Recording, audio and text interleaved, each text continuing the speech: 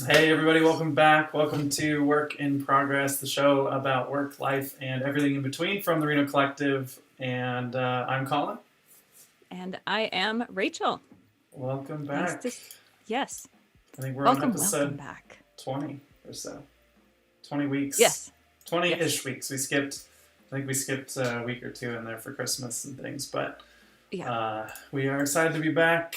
And we know things are a little crazy out there. And we're going to be talking a little bit about our digital relationship and is it working? And I think we can we're going to go down all sorts of rabbit holes, but I think the big thing is that we can all kind of define digital relationship however we want. So where do we want to begin? Yeah. Ooh, I think something you said, which was the attention economy, would be a good. Yeah. Actually, you know what? Let's just jump in from where it started. So last week, came across an article that was about a new book by author Cal Newport. So Cal Newport is the man who created, or his idea is deep work. So he wrote a book about called Deep Work, and it's all about focused work and focused time is how you get things actually accomplished that are successful and thought out. And if you don't have focused time, then you're distracted and such, and it's you're not as productive, but you're also not creating as good of work as you could. So the original thought was to go down his new book being on minimalism. So the original thought was to go down the avenue of, all right, digital minimalism versus digital maximalism, except it started to sound a bit judgmentally. Which I think we should definitely talk about that a little bit. And I think we're in a unique. I think that book was written before the pandemic, It was. so I think that definitely changes things because we started reading through the description. And full disclaimer, we haven't read this book, but I mean, we live and breathe this every day. It reads very judgmental and very like if you have FOMO, then you're not. I don't know, like you're not doing work that has value and this and that. And it's like Mm-hmm. right now we need to have some grace. Right now we also need to use digital tools. Like we can't responsibly do everything that we did in person, so we need to use technology. But I think we need to think about how we use it so it doesn't completely overwhelm us. Like you mentioned, Mm-hmm. you just walked out and got a text from a teacher, and like other people are making you use technology because that's how you find out about your kids' homework. That's how you find out about what's Right. gonna be happening after work, right? So there's all these Right. like inputs that are happening. Um, Yeah. And there's so many apps, and each organization, so let's say we can call the school an organization, each organization picks the ones that they're going to use. yeah, and you And have to so use you've got to those ones. download, Yeah. right? You have to use those apps. And so now you have 4 or 5 messaging apps, which I would rather just have one. Yeah. No such And thing. as we talk about this, if you're out there watching on YouTube and Twitch, definitely feel free to chime in.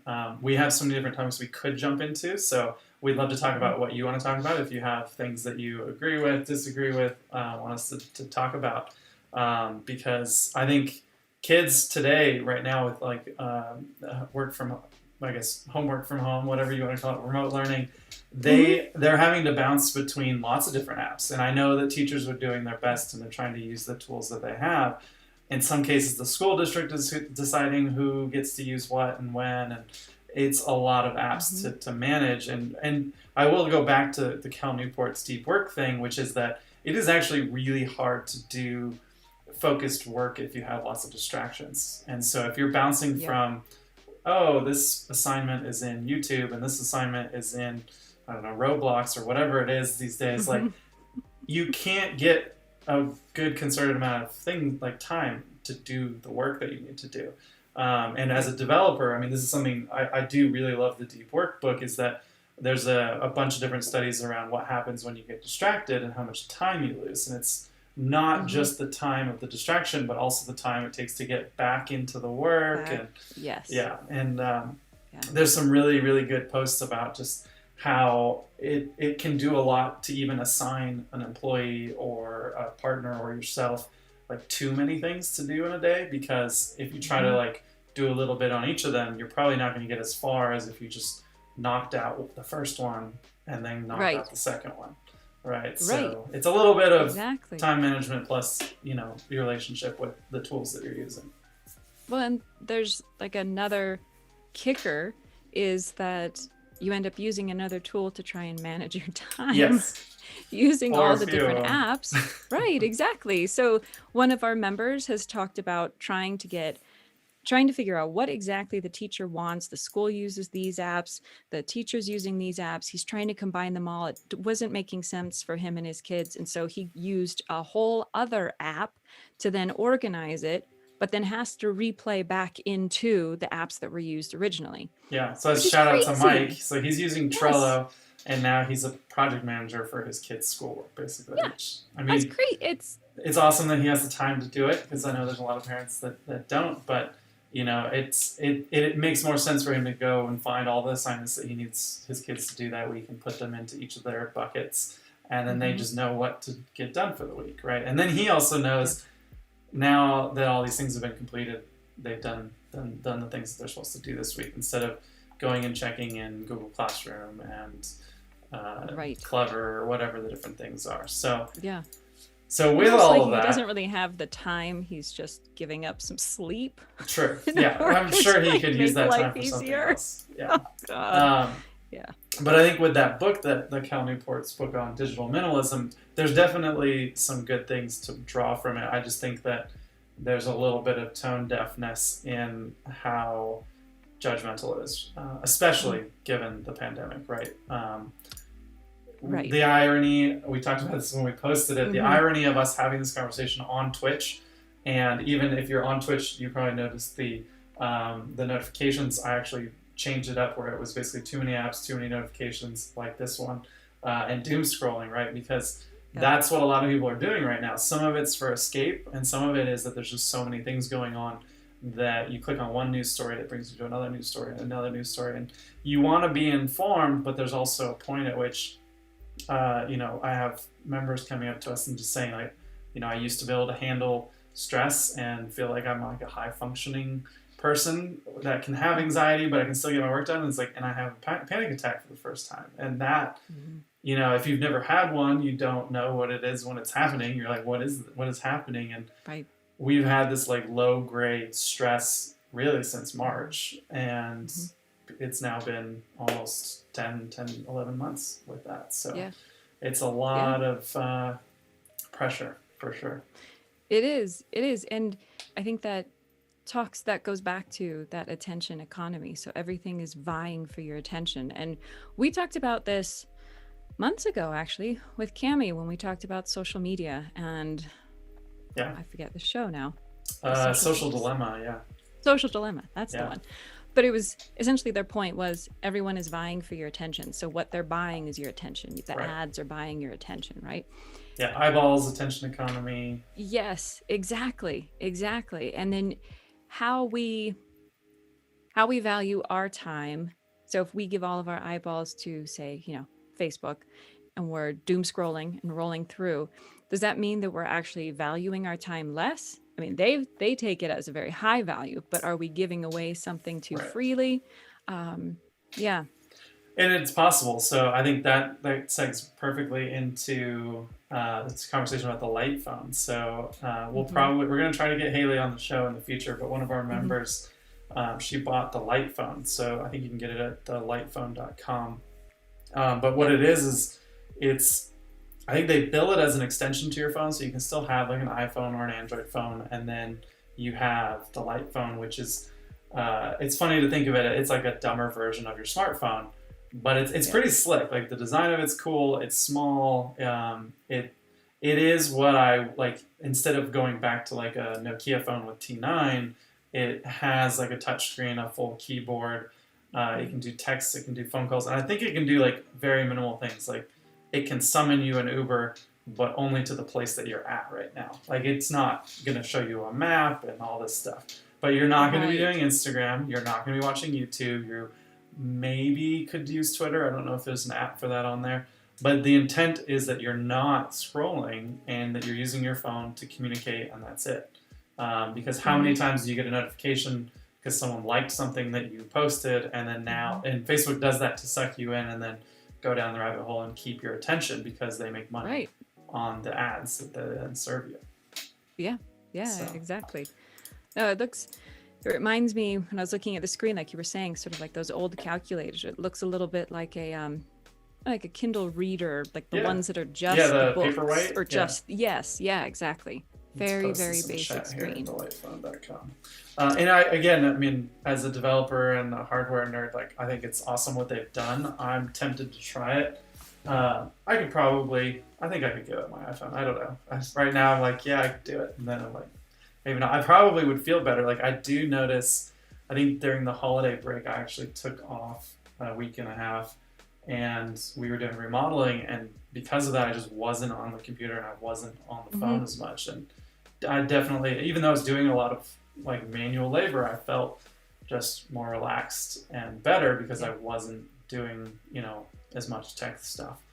And then I think the other thing that we've been discussing a lot around the space is a lot of it has been like figuring out what people are looking for. And I think attention is one thing, and the thing that we keep noticing is aspiration. Yes. So we can go down this rabbit hole a little bit. Hey, Zach. I can see Zach is on YouTube. He says buffering. I'm not sure if that means that we're going slow on YouTube, but Twitch, I think, is going smoothly if you want to check it out over there. We can touch on this now, or we got a few topics. We've got aspiration, wearables, enough to be efficient or to be productive, and detoxing. Yes. Yeah. Okay. Well, let's hit the aspiration one. Yeah. So I think I've noticed this a lot, and we can kind of just see where it goes. But most of what I think the appeal to social media is lately is more of an aspiration thing. That it's not even the attention anymore for likes and things like that. It's that people are using Instagram to aspire to a thing, either a life, a lifestyle, or something that they don't have currently. Right. And that did get touched on in The Social Dilemma, right? The comparison and the bullying and things like that, where comparison does rob you of most joy, right? Like you might have everything that you wanted, but then you see someone else has a thing that you didn't know that you could also have. And there's different lifestyles, and a lot of it is things that you think they're all highlights, right? They're posting their highlights. They're posting, we talked about someone who's posting amazing computer desk setups, and they're learning how to be a programmer, but they're not putting in the hard work to be a programmer. They're putting in a lot of work on making their desk and hardware setup look amazing. And which has been successful for them on one part, where they have getting a lot of and followers. they have there's followers, but they're not getting work, which is what the original intention was, except I suppose now he's an Instagram influencer at this point. He doesn't need work. He has a job. Yeah, so he has a job of being an influencer. If he really genuinely wants to be a programmer, there's some hard work the hard work of learning anything is hard to post on Instagram, right? You're going to look foolish trying to document that. And I think that's where a lot of people are like, well, I want that, but then what's that chasm of steps that you have to take? Zach said that his brain was buffering, so hopefully... okay. Zach is catching up. Hi, Lindsay. So, we've got just... It's interesting to watch because we're not going to call out who this person was. It's not someone we know personally, but he is trying to get programming jobs. He's self-taught, and he posted that he failed his technical interview today. And almost none of the comments are about him failing his interview. It's all about his setup. Like, where do I get that monitor? Where can I find that keyboard? And to be honest, his setup is gorgeous. Like, I would love half of that gear, but it's not going to make you a better programmer necessarily. It's not. Right. And so there's a pursuit there for the aspiration of the lifestyle, which is more things, and we've talked about this in the past of the Diderot effect, where you buy a thing that then elevated that part of your lifestyle. Now you need to almost feel this need to elevate everything else. I got a really nice TV. Well, it doesn't fit on the TV stand, so now we need a new TV stand. doesn't match the couch, Yep. so now we got to buy a new couch. Yep. And it Yep. just kind of spirals from there. Yeah. Well, I mean, I think that's what happens with the technology too, right? Like you have a phone, a perfectly usable, say someone like myself who had a perfectly usable iPhone 6 that only 2 months ago finally traded in and ended up with a 12. So the only reason I turned it in though was because it was no longer capable of doing what I needed it to do. Yeah. No, in that But case, your why is phone it that we're was so not tied working anymore. in? Yeah. Right. Well, it wasn't working anymore. But I feel, yeah, I Yeah. have a problem with that because I feel like it's designed to not work Well, and that is true. I mean, as well. a lot of people say that their batteries, they notice that their batteries start going slower when Hmm. a new phone is released and things that I have a Right, hard right. time imagining that's a real thing. But it's not out of the realm of possibilities. I mean, you could release a software Right. update that starts getting into, Yeah. there's a word for that. But it's a conspiracy theory, basically. But Yes, exactly. um, Yes. But that idea of always having the latest, greatest thing. yeah, Another Mike that we had been talking to had responded to the question of what's too much, essentially. And he was saying wearables. yeah, The wearables are where he draws the line. And it was funny because he was saying, essentially a phone is like a wearable, right? If we have it attached to us. And then you put your watch on, if you have, like a watch attached to your phone or connected to your phone, then you've got all the messages and the notifications. And there's even like a physical response. Like if you have it turned on with the buzzing, I mean, your phone could also vibrate in your pocket, but yeah. that the next step up was the smaller and smaller and smaller the screen and the greater technology, and then I can physically touch you practically when I call you, Yeah. and how you step back and whether you need to step back or want to step back from Well, and that. you have an experience that you can share if you'd like around that, right? About just phone calls, right? And it doesn't have to be a notification that you sometimes need to be online for. Oh yeah, well, so you mean with the teacher part? With Jamie. Oh yes, okay. So Sorry, Jamie. uh-huh. Throw you Yeah, under the sorry, bus. Jamie. So my husband, so he's a freelance, owns his own business, freelancer. He self-described himself as, a freelancer, self-employed, small business owner. A lot of people kind of carry a couple hats like that, a Yeah. lot of different definitions. For him, not answering the phone means potentially losing a job. Yeah. Because if he misses the phone call or ignores the phone call, it might be someone asking, for him to submit work in order to do a job. And that then becomes, we're missing out on income. So what's more important? Keeping his attention span 100% focused 100% of the time that we are together as a family, or allowing those interruptions because the income that is potential that can be made makes our time as a family, the lifestyle we have as a family, possible. Right. So it's like if I look at it as that damn phone is diverting your attention again, but also that damn phone is why we're camping right now, Yeah. so that we could take time off and go camping. Yeah. Yeah. So what would It's be a- some things that what would help that? What could help that? Or fix it? Counseling? What could fix that? Okay. Well, so Um, would it make sense to have a work phone and then a home phone, Right, basically, like the light phone. or Yeah. literally, like if the light phone rings, you know that it's potential work, and that means like setting up a Yeah. work phone number. Or I think Mike Mhm. was kind of talking about this with the wearable, though, is creating a process and boundaries. Like you don't want to Yes. create so many boundaries that you don't get enough work. Obviously, that's a problem. Right. But if it's understood that, like, yes, I'm available, and if you need me tomorrow, then you call this number. Mhm. If you don't need me tomorrow, you should not be calling. I mean, or if you call this number, it's always going to be this price, right? Right. Something like that, where with the wearables, I can totally agree with Mike where the always on is dangerous. But Mhm. I think, especially for freelancers, we already feel the need to be always on because you probably are getting through meetings during the day, and then at some point you got to do the work, and so now you're not disconnecting after work. You got to Yeah. actually do the thing that they hired you for. And so I've seen some people have success with like mornings are for meetings or Mondays are for meetings, and Mhm. these days are my production days. that Yep. can help. But when Yep. I had the first Apple Watch, and I found that anytime I got a text, you just have this instinct to like look at it. And if you're talking to Yeah. people, you look like an asshole. So like they're like, do you need to be somewhere? Especially like when the first Apple Watch came out, it was Right. not as common. But like if Hmm. you keep doing this, they're like, do you need to be somewhere? Am I Yeah. boring you? Yeah.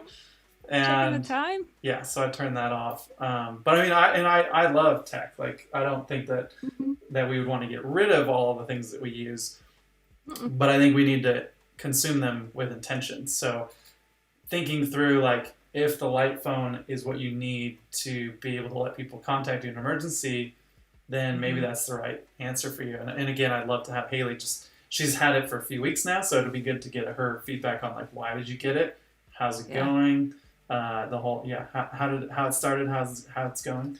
But Right. figuring out how you can actually create that. And for me, there's a someone I follow on Twitter who every year he archives all of his Twitter, all the people he follows on Twitter. And like with Twitter, it's a little Okay. bit different. Like you see in your feed things that people have posted that you follow. And so every Hmm. year he archives the entire thing and he just starts clean. Oh. And I think he goes through and like there's certain things that he really wants to follow always. Yeah. But then he starts clean and he now follows based on the interesting conversations. And some people criticize this as like you might end up with like an echo chamber of only following people that you agree with or that you come into contact with. But Hmm. I can see a lot of it. I think our relationship with tech changes. Like it's crazy to think of Facebook has now been around for 16, 17 years. So like I've been on Facebook since God, 2005. Uh, I am so old. and then what else? Like Twitter, I've been on Twitter since you used to have to Yeah. text to tweet. And so Yeah. you would text Yeah. 404 or something like that. And so like I have all these people that have been I don't know who half of them are.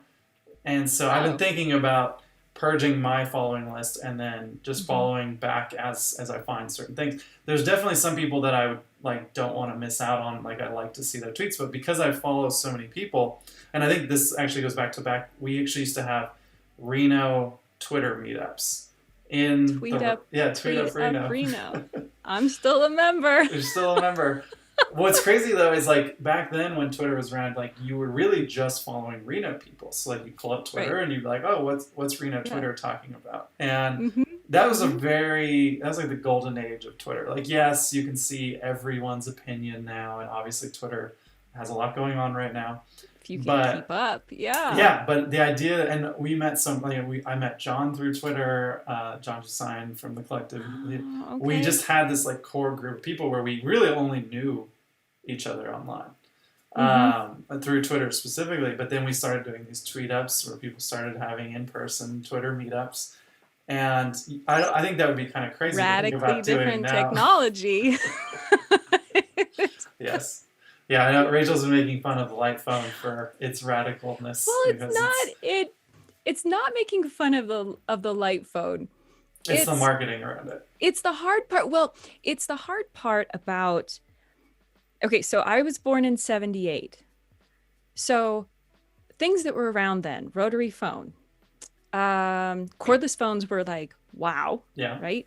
A car phone was a brick attached to a That's cord in the middle of briefcase, yeah. yeah, like and it was like you had to have a nice car to have a car phone. We used pen and paper for lists and Yeah. calendars and things like that, So right? I use pen and paper for lists now. Yeah, that's I'm getting to that one. Yep. So we have all this technology and it's so hard because I look at it and I think, all right, the language tends to be radically different technology, but it ends up becoming throwback to what, and that's what makes me feel old is I'm like, but I grew up with that stuff, which a lot of us did. I mean, people still have pen and paper, right? But is the technology, is the light phone technology improved, or is it technology circular? Because if we I would say it's started with a back to phone, basics, right? Back to basics. right? Yeah. So but is it like, are we stuck in a circle? Like, are we stuck in Are we then, because I remember when there were phones you could buy that were this small. I don't know if you remember, like so Yeah. tiny. And then now phones are big again. Yeah. Are we Well, gonna and go like, Apple, the are we newest circular phones. thinking or are we like wave thinking, I guess? Like Yeah. are we improving or are we stuck in a cycle? Yeah, the Yeah. newest Apple phones, I think people have been criticizing them for going back to that. I think it was the iPhone 4 or 6 design, that they're smaller again. They hmm have the really, really big one. hmm But Which is yeah, why I waited this long. yeah. That's the only reason I got the new phone. I'm not getting a huge one. I'm waiting till it comes out, and it came out as a mini, and the mini is bigger than my iPhone 6. Like, it's a So, yeah. Josh, we have OSO Design Lab. I would pay for a cellular rotary phone. I think that'd be pretty sweet. We could All definitely make right. them. I have Can you these two text phones. with a celery I have rotary? these two phones behind me in my image. So these Yes. are phones that were used in a mine, and I have them because I've always meant they're a project that I haven't gotten to in 10 years. But the idea was I would love to like make them into a phone, like even at the collective you could put one in like the studio and then put it in a different part of the office. Same with, I hmm think I have like a tiny little. It's hard to do this on camera, but I have a tiny little old Oh, PS microphone from a school intercom. oh, that Uh, looks Ferris Bueller's Day Off is what that exactly. makes me think of. But Okay. like the idea of taking that old tech and then either putting new tech hmm in it, not necessarily to hmm text or anything, but also just to connect with the collective. It's the idea is that it just runs over power. You don't need data lines. You don't need anything else. It just does voice. It probably sounds awful, but it That's all that's right. they looked cool, so I picked them up. But You can um, bet a I microphone. think where we're headed here is just the intention of the consumption with all this. And I hmm do think, like hmm you said, the circle happens. Circular logic brings us back to basics. Like I have used hmm every to-do app on the planet, and now I'm using what are essentially note cards for hmm the work that I have to do. I basically use note cards. But if you're doing a big software project, you kind of have to be in a Oh Trello yeah. or an Asana or something so the team can see Right. what's going on, right? So Right. your results, your mileage will vary for sure. But I think Yeah. back to basics is a good way if you're feeling burnt out. hmm You could try to do a detox, whether it's social media or tech detox. What would be Yeah. the difference between those two? I think you added this to the list here. Yeah. So for me, I was thinking, like with a digital detox, going back to Cal Newport and sort of where we had started, he was calling for people to do a 30-day digital detox. Um, for he also has, well, the idea is you do 30-day digital detox and then you add in apps or technology that you missed the most, Mm, that you realize life, there were actually things missing. Like you were not as efficient because you didn't have X, Y, or Z, like your calendar on your phone or something like that. Um, a separate call out that he had was let's get rid of, everybody get off of social media. So he's big on introducing himself as I'm a millennial and I have no social media accounts. I'm a digital Cal Newport calls unicorn. himself a millennial. Yes, There's no way he's a millennial. All right, he's we he's won't. young. Yeah. Okay. Yeah, he is. Okay. It doesn't seem like he would be, but yeah, I know. It I surprised me. swear, I thought this I guy thought he was like was. 20 years Yeah. older. And yeah, I guess that's what happens when you focus. Yeah. He looks young, but maybe He he just does. has old thoughts, It's because he because doesn't mature use. It's thoughts. because he doesn't use technology. We've all Okay, aged staring at our screens. that's exactly it. So I have friends that do, instead of like a dry January with drinking, a dry January or a dry, they're not dry now in any respect, but a dry, August or Yeah. September. So you get off of all social media and then you jump back on. Yeah. Yeah, and I've heard it I as like an information diet too, right? Because Yeah, you yeah. could like say, okay, let's take current events. You hmm could read one source, or you hmm could read every source. And I know there's a lot of people out there like, well, I gotta see what this other take is on this, and go read the Yeah. podcast, like listen to a podcast, watch a YouTube video, check the New York Times, check Washington Post, check Fox Yeah. News. Check the That New York Post. Yeah, I Maybe was they like, have that's some. a recipe for digital maximalism and burnout in a heartbeat for sure. Mm-hmm. Yep. Yeah. it's yeah, I think goes back to when it felt judgy to talk about digital minimalism versus digital maximalism. There's a lot of ways that technology works in our favor, Yeah. and it's so unique to all of us as to what works best. But we're still stuck in this position where, like we said at the beginning, the teacher texts, I've got to look, but it's not a text. It's on another program or another app that I had to subscribe to. But if I delete that, where is it going to go? Yeah. And for her, it's a her in this case, she'd have to email me separately. So she's minimalized, she's made minimal her work, right? So instead of doing email plus phone calls plus text messages plus this app, everything goes into this app. Yeah. But then for the rest of us, is it just noise? Because now I have this other app that's giving me a notification to do this, this, and this. In service of education, so it's In not service all of bad, education, right? yes. No, But- exactly. Yeah, and I will say as a developer that software has failed teachers and students. We'll just throw that. That's a whole nother show. We'll talk about that. But and we didn't know. I mean, people were building LMSs and things for teaching, but no one could have. We could have foreseen something like this, but no one expected there would be like a slight switch where we're suddenly all doing distance everything, right? Wow. Zoom, we're talking on it now. It's growing, but I don't think people love using it.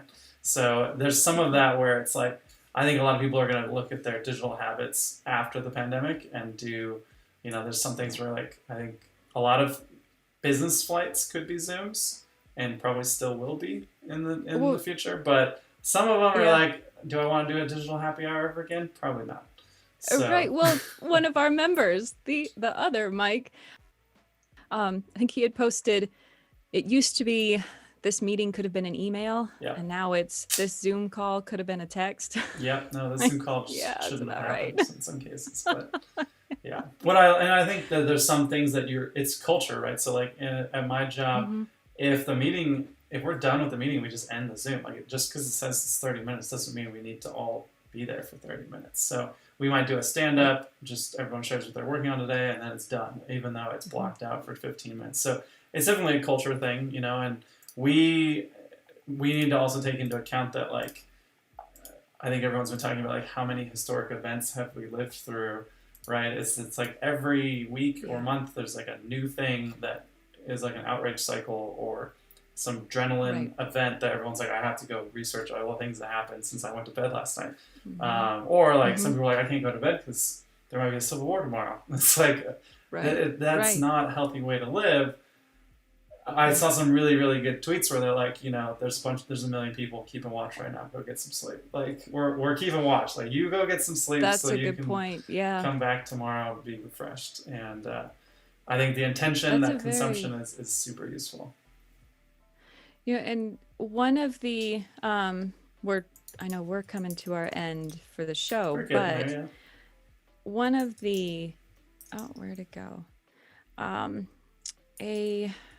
She's a psychology. I think she's a psychology researcher. Ooh, and I've lost it. So, here we go. Leslie Perlow at Harvard Business School, and I think she even made a appearance in the Social Dilemma, but talked about the cycle of responsiveness. And so email there was never an intentional design that went into how do you respond to email, right? But what's interesting is built into Zoom right now, although actually I can counter my own point. I was going to say built into Zoom right now, nobody can call me on Zoom, like out of the blue. I have to be somewhat, I have to agree to engage with them. So you have, have an appointment, which have is a date, nice. have a time. Yeah, it's nice. Right. But whereas Slack is not that way.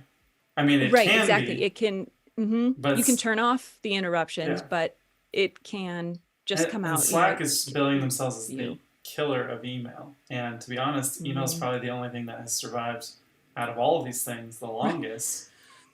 Because there was no format, right? Universe, or the cockroach of the universe. Email screw you. Even businesses, like newsletters are more popular than ever because Facebook grew, Twitter grew, and the only real way of owning your audience, if you want to call it that, if you have, like for us at the collective, the easiest way to know that everyone reads what we send is to send an email. We can post it on Slack. Not everyone goes and checks Slack. We can post it Right. on Facebook. Not everyone checks that. And so, Mm-hmm. and Facebook could, like we're seeing now, which I'm going to just throw out there, was good that it happened, but like you could like right now we have to pay to boost a post for our own people to see our posts. So it's like we have people who like the collective and are members of the collective, and they won't even see the posts unless we spend more money to Facebook. Or what if you were to be deplatformed or removed from one of these, or one of those companies gets bought and they're like, hey, we're going to shut this down because we just don't want to do it anymore. So, email is going to be there. It is the cockroach of the internet. It's not perfectly designed, but it works, and you can check it when you want to, which is also kind of right. And I think that is what we're doing is we're taking the time. Like I went through and did a purge of all the newsletters I signed up for. Yeah.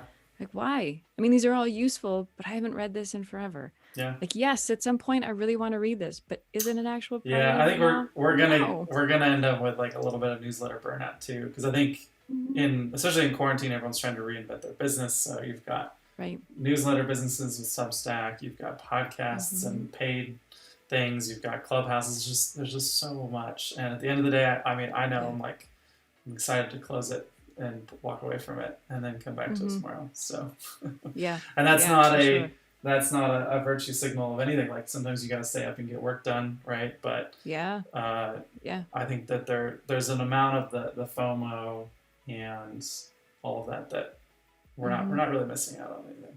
We're just seeing highlights from people who have been given and sponsored really good gear or whatever that might be, and showing just those highlight clips. A gigantic catch-22. I can access all this information, but that's the problem. I can access all this information. That's gonna be the death of me. I think in a future episode we'll talk about this. Josh shared that he feels like he could give up most social accounts, Instagram for our business, but outside of that it's all trash. I mean, like the Facebook thing I just talked about, I had that thought where I was like, I don't think I would really miss that much about Facebook, but the first gut reaction I had was, but we use it for the business. And then I was like, do we really need it for the business? Because our members don't really interact with us there, so maybe we don't need it, and that would be pretty nice to get rid of that. We stopped streaming to Facebook Live because it was a mess, but also just one more thing, right? And there's a lot of irony in us being like, hey, go and check us out on YouTube and Twitch, and we do that so you can choose the thing that you like most, but maybe we'll pare down to just one, or we'll burn it to a DVD and send it to you. The equivalent of a cellular rotary phone. Yes. We're gonna go back to basics here. So. Do you remember when the mini DVD? Yeah, the tiny little DVDs. You can barely fit anything on it, but barely. Yeah. A lot more than a floppy disk though. So like maybe a term paper. Maybe. Beta tape for Josh. Yeah, we'll get you some beta bags. Yeah. For sure. Awesome. Well, I think 8-track. I think we've reached the conclusion of all these rabbit holes. Yeah. We didn't answer anything, but hopefully we gave you some things to think about for sure. Yeah. I hope so. So what are we doing next week? Next week we're taking a break. So it is, if you're listening in America or anywhere in the world, you know that next Wednesday is the inauguration day. There's too much that's going to be happening over the next week. Too much information coming in. We're not going to add to the noise, and we're also going to give it a little bit of space and respect. But we will be back the week following. So that is January 27th. And we will be talking, since this is a public platform, we're going to be talking about our brand new membership platform. The new Reno membership. Yes, the brand new Reno Collective. New membership offerings that we'll be offering. We'll be launching. So that's what we're going to talk about in a couple of weeks. New exciting things. So. Yeah, current members, you will be introduced to it already, but everyone out in the public gets to new ways to start. New ways to be a member, even if you don't. Yes. Even if you don't and can't, because we won't let you come into the space. So. Right. Exactly. But we realize that this is not going to be over anytime too soon. So some new Yeah. exciting things to talk about, and I think it'll be fun to talk about how we got, like, why we built what we built, and how all that worked. So Yeah. it'll be good. Why we didn't build it from scratch like I wanted to. That would have been I would still be coding if that was the case. So awesome. Many hours. Well, thank you, Rachel. Thank you, Thank everybody. you very Thanks for tuning much. in. Yes. Thanks so much. Have a wonderful night. Hopefully you have a chance to shut down and relax. Definitely. Cool. We'll see you guys in 2 weeks. All right.